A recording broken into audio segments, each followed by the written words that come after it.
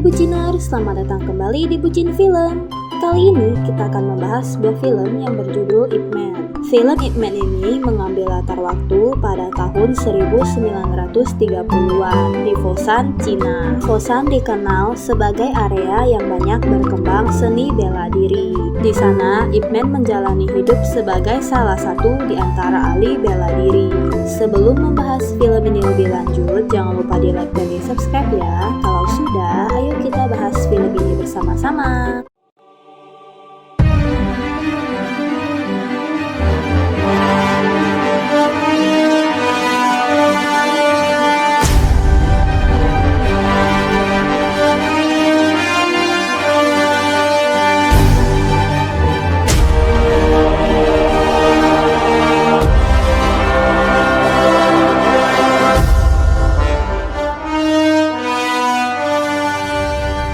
Film dimulai terlihat sedang perayaan yang banyak penontonnya, dan ada beberapa orang yang sedang melakukan gerakan kungfu. Ip Man sedang duduk bersama istri dan anaknya. Dia didatangi oleh seorang pria yang baru saja membuka kelas bela diri. Pria itu ingin berlatih dengan Ip Man. Ip Man menolak, namun pria itu tetap memaksa dan menunggu Ip Man. Pria itu bernama Liu. Ip Man kemudian mengajaknya makan malam bersama.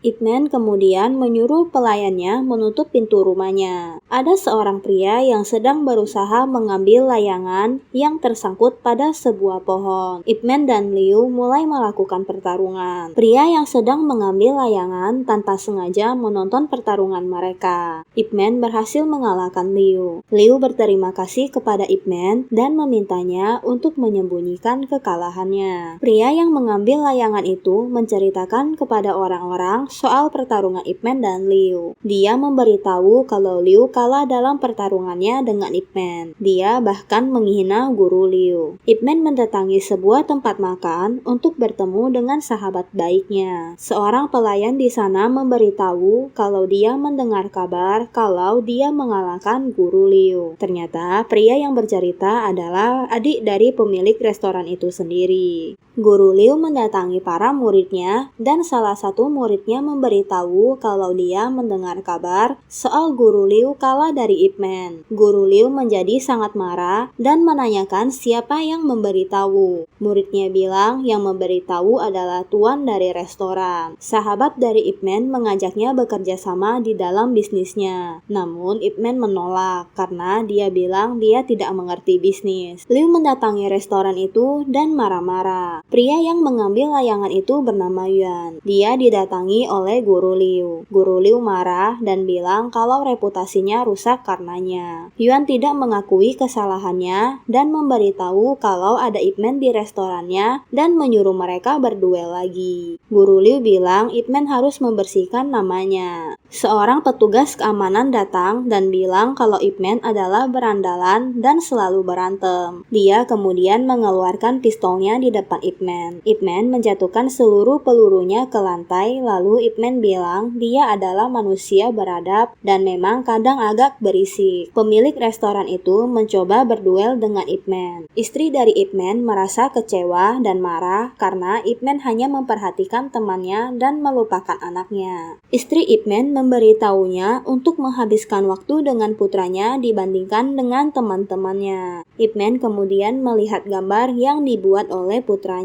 Terlihat beberapa orang sedang menanyakan di mana sekolah bela diri. Pria itu bertarung dengan salah satu guru bela diri di sana. Pria itu bernama Jin. Dia sangat jago dan dia berhasil mengalahkan guru bela diri itu. Jin terus mencari guru bela diri yang lain dan mengajaknya bertarung. Bahkan mereka bertarung dengan pedang dan dia berhasil mengalahkan guru selanjutnya. Ip Man sedang bersama dengan anak istrinya dan dihampiri oleh temannya. Temannya memberitahu kalau ada orang luar kota yang menantang semua orang bertarung. Guru Liu juga bertarung dengan Jin. Guru Liu kalah. Jin bilang dia akan membuka sekolah bela diri di sana. Jin menanyakan kepada seseorang siapa pria terhebat di sana. Pria itu menyebut Ip Man lah yang terhebat. Jin pergi mencari Ip Man dan mau mengalahkannya. Mereka kemudian mendatangi mendatangi rumah Ip Man. Jin bilang ke Ip Man kalau dia akan membuka kelas bela diri. Ip Man bilang kalau dia mau membuka kelas bela diri, dia tidak perlu bertarung dengan Ip Man. Ip Man kemudian menyuruh Jin pergi. Jin menertawakan Ip Man yang takut kepada istrinya. Istri Ip Man membiarkannya bertarung dengan Jin. Ip Man dan Jin mulai bertarung. Jin merusak banyak perabotan di rumahnya dan dia bilang dia akan menggantinya. Jin hampir kalah dan dia bertarung dengan pedang. Jin dikalahkan oleh Ip Man. Banyak orang yang mau menjadi muridnya Ip Man. Mereka setuju kalau Ip Man membuka kelas bela diri. Pada 7 Juli 1937, insiden jembatan Marco Polo terjadi. Jepang menyerbu Cina dan merampok mata pencaharian mereka dan menyebabkan kelaparan seluruh negeri. Terlihat di sana menjadi sangat suram akibat insiden itu. Beberapa tentara Jepang menembak orang yang tidak bersalah. Pada bulan Oktober 1938, Jepang menduduki Fosan. Mereka menghancurkan pabrik bangunan dan infrastruktur. Populasi Fosan menyusut dari 300.000 menjadi 70.000.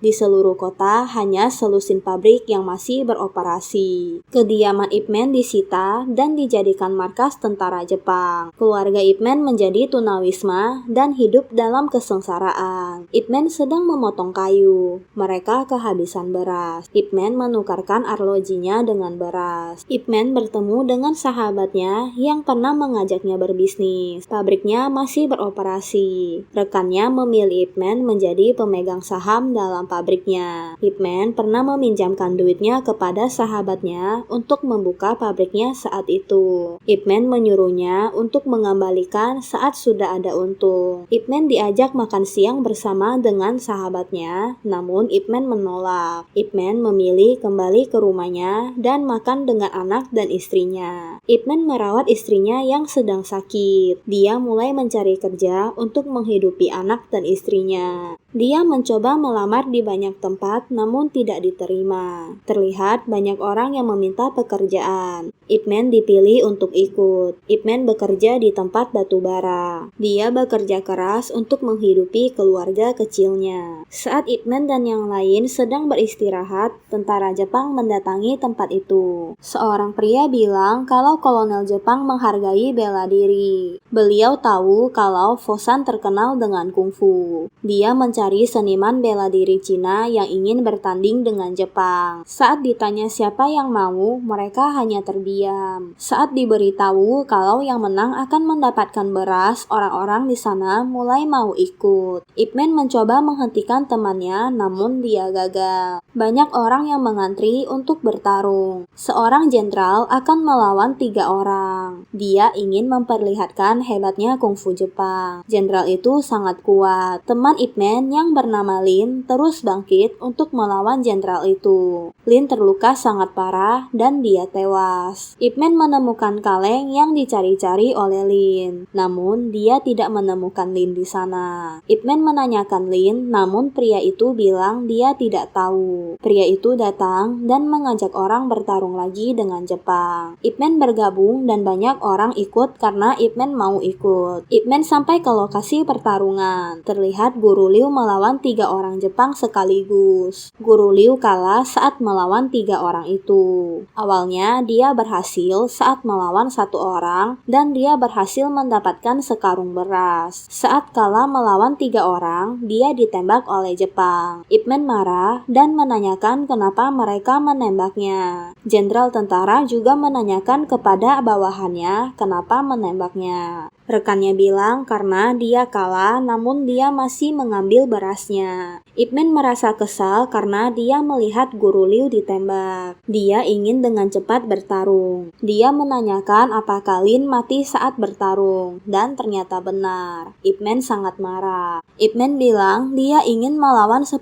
orang sekaligus. Ip Man mulai bertarung dengan 10 orang yang telah dipilih. Satu persatu orang itu dihajar oleh Ip Man. Ip Man berhasil mengalahkan mereka semua. Jenderal Jepang tertarik dengan Ip Man yang berhasil mengalahkan mengalahkan 10 orang itu. Ip Man mendapatkan beras. Dia bilang dia datang bukan untuk beras. Jenderal Jepang menyuruh Ip Man untuk kembali lagi. Namun, orang yang menerjemahkan omongan Ip Man menyampaikan ke Jenderal Jepang kalau Ip Man akan kembali. Saat Ip Man hendak pergi dari sana, Jenderal Jepang memanggilnya dan menanyakan siapa namanya. Ip Man bilang dia hanyalah orang Cina. Namun, lagi-lagi penerjemah menerjemahkan kalau namanya adalah Ip Man. Dia takut kalau terjadi sesuatu pada Ip Man, makanya dia menerjemahkan yang berbeda dengan omongan Ip Man. Ip Man mengambil beras dari guru Liu yang penuh dengan darah di karungnya. Pria yang bekerja sebagai penerjemah mendatangi Ip Man dan bilang ke Ip Man untuk berhati-hati karena tidak tahu apa rencana jenderal. Ip Man langsung menampar pria itu. Ip Man bilang kalau pria itu adalah pengkhianat. Ip Man bilang dia menjadi saksi hidup melihat bangsanya mati. Istri Ip Man melihat tangan suaminya terluka, dia mengobati tangannya. Ip Man bercerita kalau hari itu dia sadar kalau dia tidak berguna dan tidak bisa apa-apa. Istrinya mencoba menenangkan Ip Man dan bilang kalau dia bahagia karena mereka bertiga bisa bersama-sama dan semuanya akan baik-baik saja.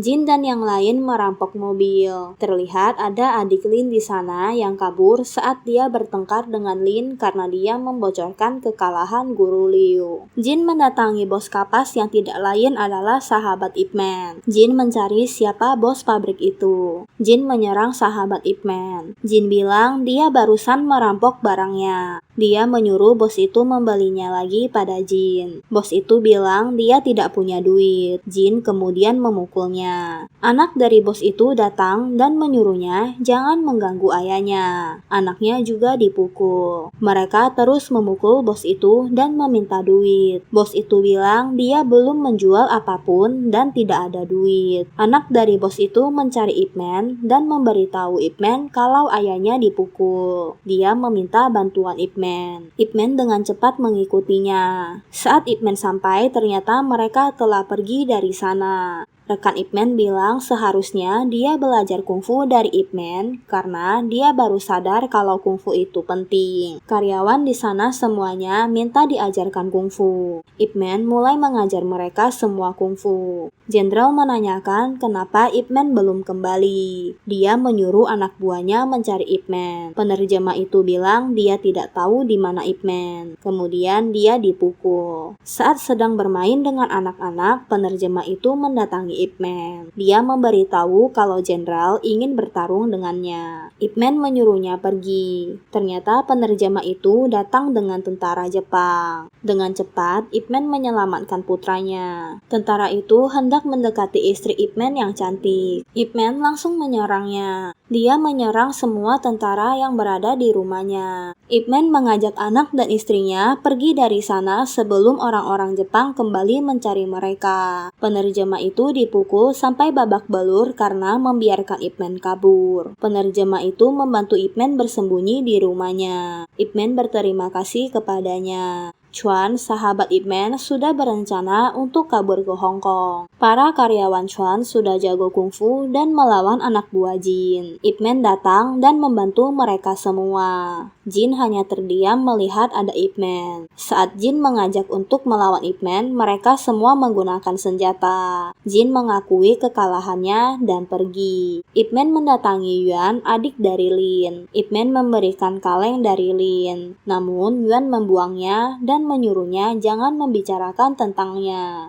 Ip Man memberitahu kalau Lin telah mati. Ip Man juga memberitahu kalau kakaknya mencarinya kemana-mana. Yuan menerima kaleng itu dan Ip Man meninggalkannya. Dalam kaleng itu ada kertas layangan yang saat itu Yuan ambil yang tersangkut di pohon dekat rumah Ip Man. Penerjemah mendatangi Ip Man dan memberitahu kalau ada orang yang memberitahu jenderal soal Ip Man di pabrik kapas. Dia menyuruh Ip Man jangan kembali. Jepang mendatangi pabrik kapas itu dan menanyakan di mana Ip Man. Chuan terus dipukul dan ditanya di mana Ip Man. Saat itu juga Ip Man mendatangi mereka. Ip Man menyuruh penerjemah itu memberitahu Jepang kalau karyawan tidak bersalah dan menyuruh mereka membebaskan para karyawan. Ip Man dipukul oleh Jepang. Jenderal bilang dia memberi Ip Man satu kesempatan untuk setia pada Kaisar Jepang dan mengajarkan kungfu Cina kepada tentara Jepang. Tentara itu akan menyelamatkan Ip Man. Ip Man bilang dia tidak akan mengajarkan orang Jepang. Ip Man akan melawan jenderal itu.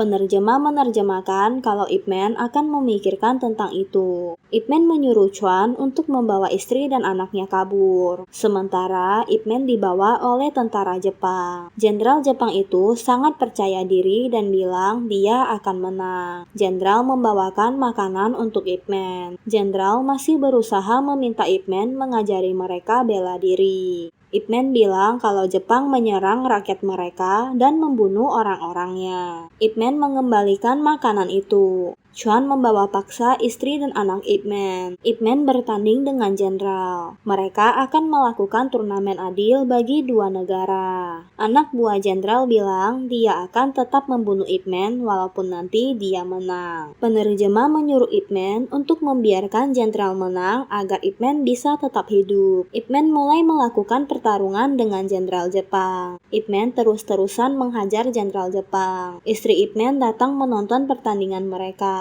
karena mungkin itu adalah pertandingan terakhirnya. Istri Ip Man menyesal karena dia selalu marah saat Ip Man melakukan bela diri dengan temannya. Jenderal dipukul habis-habisan oleh Ip Man dan dia berhasil memenangkan pertandingan itu. Semua masyarakat Cina di sana sangat senang dan bersorak untuk Ip Man. Anak buah jenderal menembak Ip Man. Istri Ip Man dan anaknya melihat kejadian itu dengan mata kepalanya sendiri. Ip Man terjatuh. Penerjemah itu membunuh anak buah yang menembak Ip Man. Orang Cina menjadi rusuh dan melawan para tentara Jepang. Istri Ip Man mendatangi Ip Man yang sudah tidak menyadarkan diri. Ip Man menolak ditaklukkan oleh orang Jepang dan menggunakan genggaman tangannya untuk mempersatukan rakyat Cina. Dengan bantuan teman baiknya, Ip Man yang terluka berhasil lari dari Fosan bersama istri dan anaknya. Pada 15 Agustus 1945, Kaisar Jepang menyerah tanpa syarat. Cina menang dan mengakhiri perang yang berlangsung selama 8 tahun. Tahun 1949, Grandmaster Ip Man mulai menetap di Hong Kong. Dia membuka kelas Wing Chun pertamanya di Pusat Asosiasi Staff Hotel Kowloon dan memulai lembaran baru dalam hidupnya. Tahun 1967, Grandmaster Ip Man memulai Asosiasi Atletik Wing Chun untuk membina semangat Wing Chun dengan kelompok yang berpikiran sama memenuhi impian terbesarnya. Ada banyak orang yang berbakat yang menjadi muridnya. Salah satunya adalah Bruce Lee. Dan film pun berakhir. Bagaimana menurut Buciners? Apakah kalian suka dengan review film kali ini? Sampai di sini dulu ya untuk reviewnya. Jangan lupa di like dan di subscribe dan aktifkan lonceng untuk mendapat update film selanjutnya. Jangan lupa share video kita ke teman-teman kalian agar channel ini dapat terus berkembang. See you in next video. Thank you.